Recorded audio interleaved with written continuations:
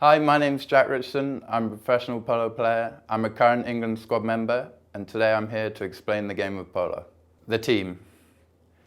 In a game of polo, the team is made up of 4 players. They're in positions 1, 2, 3, and 4. The position number 1 is normally the attacking player who plays at the front of a team and scores the goals, so like your striker in football. The position number 2 is more your attacking midfield player, so he plays just behind the number 1 and tries to make space for the players coming behind him. Position number 3 is normally the highest player on the field, normally the best player and the team captain. He's your midfield general who controls the play and tries to set up the positions 1 and 2 to score goals. Position number 4 is normally your defensive player. Not like a goalkeeper in football, he plays at the back of the field, makes sure the other team can't score, and again sets up the number 3 to take on the attack. Team structure. You have 2 different types of team structure. You have the personal owned team and an all-professional team. The personally owned team is owned by one patron who plays on the team with the 3 pros. The number 2 is the all-professional team. This is like the game on the 25th of July, where 4 professionals will be competing against 4 professionals. This is an international match and is played everywhere all around the world. The handicapping system. In polo, you start with an S. It goes from S to 10, with 10 being the best. There are currently 9 10-goal players in the world, all Argentines. The highest English person is 7. I currently hold a 6-goal handicap. Your handicap gets judged at the end of every season by your club and then goes on to the Players Association. So the basics of the tournaments played here in the UK, the 4 players' handicaps will have to add up to the tournament handicap. The highest tournament handicap in the UK currently is 22 goals. These are the Queens and Golds Cup. The 4 players' handicap have to add up to 22. So you can have 2 10s, a 2 and a 0 with the patron, or whatever you like. The game on the 25th of July is an international game where it will be played open, so the 2 countries will field their best players no matter what their handicaps. Most international matches are played open, so the 2 countries can field all their best players. Players' equipment. In polo, you have a lot of equipment. First of all, you start off with your riding boots, which are just normal leather riding boots. Second of all, you have your knee pads, which are also made out of leather to protect your knees in ride-offs and any other collisions on the field.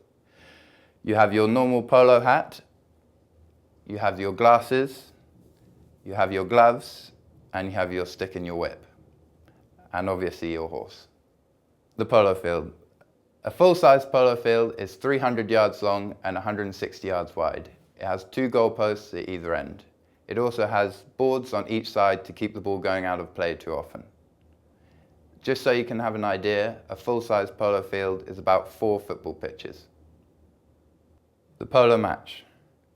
A polo match is split into periods called chukkers. Each game is split into a period of 6 chukkers. Each chukker is 7 minutes long. Every time the whistle goes, though, time is stopped. The polo pony. The polo pony is normally between 15 hands and 15 3 hands, so slightly smaller than your average horse. Each player will bring about 8 to 10 polo ponies per game. Most polo ponies are either bred specifically to play polo, or a lot of polo ponies are bought as failed racehorses and retrained to play polo. A polo player needs to bring 8 to 10 polo ponies per game because they get tired very easily. After each chukker, a polo player will change his pony. And also, if they're getting tired, they may change halfway through. So it's necessary to bring a lot of polo ponies so they don't get tired and let the team down. The pony's equipment. Like most riding, the polo pony has a bridle and a saddle. In addition to this, it also has 4 bandages on each of its legs to protect it getting hit by the ball or stick. Game officiating. On the polo field, there are 2 referees on horses. There is also a 3rd man who's off the field who acts as a 3rd insight to the game. The basic rules, fouls, and penalties of polo. The basic rule of polo is that when the ball is hit by an attacking player, the ball creates an imaginary line. This line cannot be crossed at any time. The rules of polo are designed for safety, so when that ball is hit, no one may cross it. Like a person driving down a motorway, you can't swerve in front of a car. The main example of a foul is when someone dangerously crosses in front of another player. The whistle is blown by the umpire and time stops.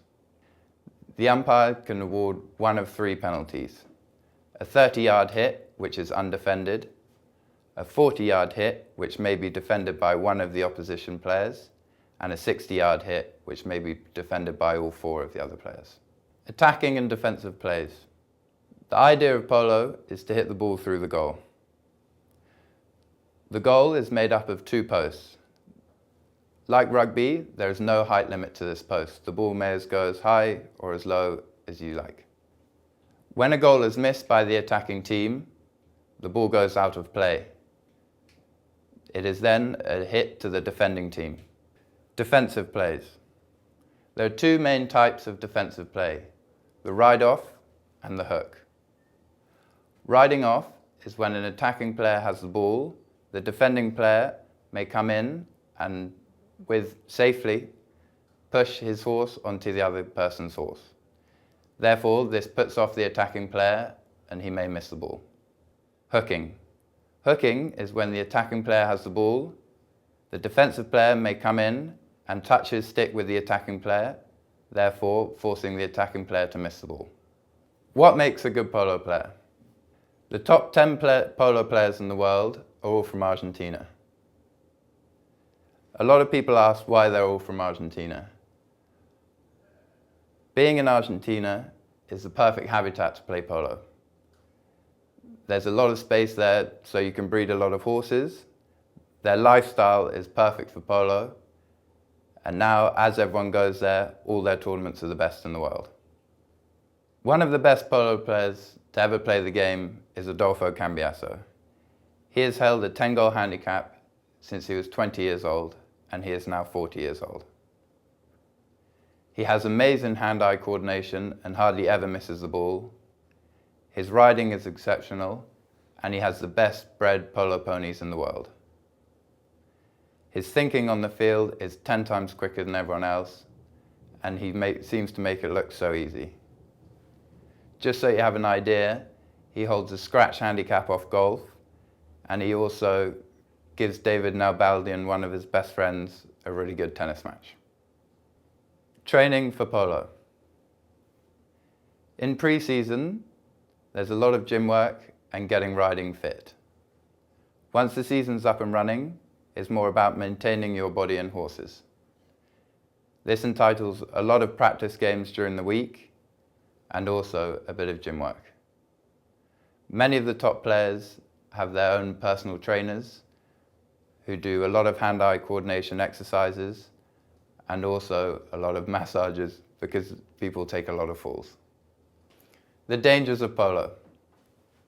As I explained, all the rules in polo are there for the horse and rider's safety. But as like in any sport, accidents do happen. People can get hit with the sticker of the ball, and that's how I got this scar here, and also horses fall over. A lot of being a polo player is trying to stay injury-free and trying not to fall off. Hitting the ball. In polo, all players must play right-handed. You may not play left-handed. This is a rule. When hitting the ball, use the side of the stick, not the end of the stick. You have four main shots: the offside forehand, the offside backhand, the near side, and the near side backhand. The near side is played across on the left-hand side of a horse. You may also hit the ball under the neck. These are the main shots of polo.